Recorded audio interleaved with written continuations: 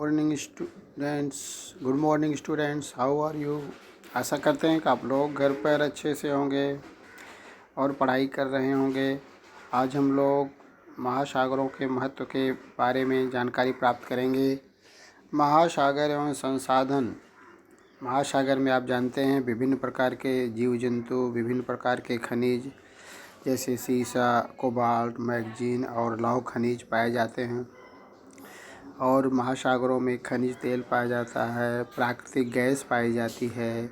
इन सब का उपयोग हमारे दैनिक जीवन में होता है। महासागर में का उपयोग हम माल को एक देश से दूसरे देश के अंतर्गत ले जाने के लिए करते हैं, व्यापार करते हैं, अपना सामान दूसरे देशों को भेजते हैं, दूसरा का सामान जहाज़ के द्वारा हमारे देश आता है। इस तरह महासागरों के द्वारा अंतर्राष्ट्रीय व्यापार भी चलता है। सागरीय तट प्राप्त होने से स्पेन, नॉर्वे, जापान जैसे देशों को सागरीय परिवहन के कारण बहुत बड़ा महत्व प्राप्त हुआ है। तो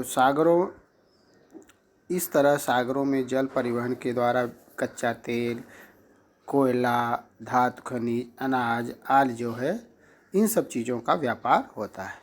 इन सब के साथ व्यापार होने के साथ साथ हमको बहुत लाभ होते हैं।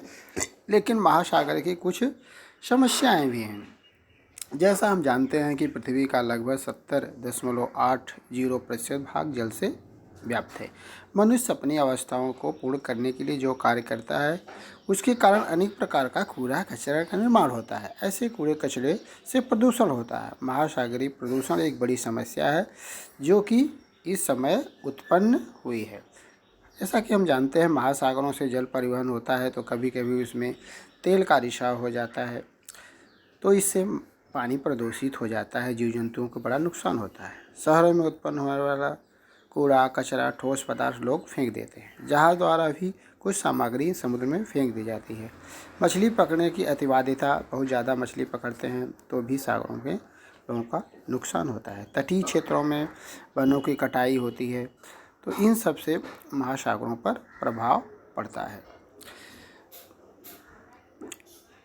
तो हम ध्यान से अगर देखेंगे तो पाएंगे कि ढेर सारी चीज़ें हैं जो महासागरों को नुकसान पहुंचाती हैं।